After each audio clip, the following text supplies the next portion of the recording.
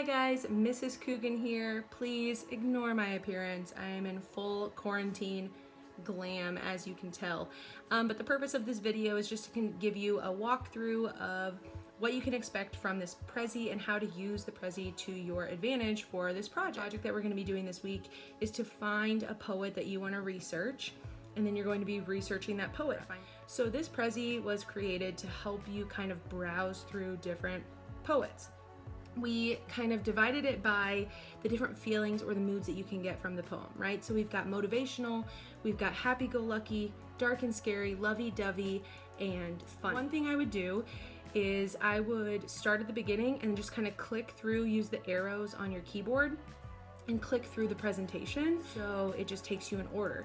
If you really don't want to do that and you already know, okay, I really like dark and scary kind of poetry or writing, you can feel free just to click on there. What you're going to see when you click on there is that it's going to have different poets listed there, and when you click on those poets, you'll see it has a picture of them, it's got a poem by them, a famous quote, and then information about where they were born. Now, if you're trying to find a poet that you want to research, one thing I would suggest is finding someone that actually interests you or someone who has work that actually interests you. This is going to be a week or two long project, right? So you don't want to find someone who's boring, who's easy, because you're not going to be invested in the project at all. So if you have a poet that you actually enjoy, that you would like to research, then go ahead and do that. Please take your time, browse through the poets, see who you like. A lot of them have read-alouds of the poems that we provided. Some of them don't have them because there just weren't any online. But one other thing you can do is look at the poet, look up some information about them, and maybe look at different poems. If you don't like the poem that we provided, then look at a different poem by them that you might like.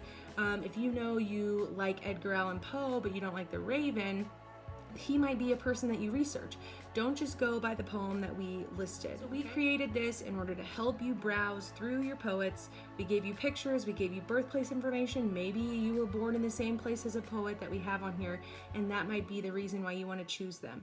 But just take your time, go through, look through all the different poets. My personal favorite is Rupi Kaur.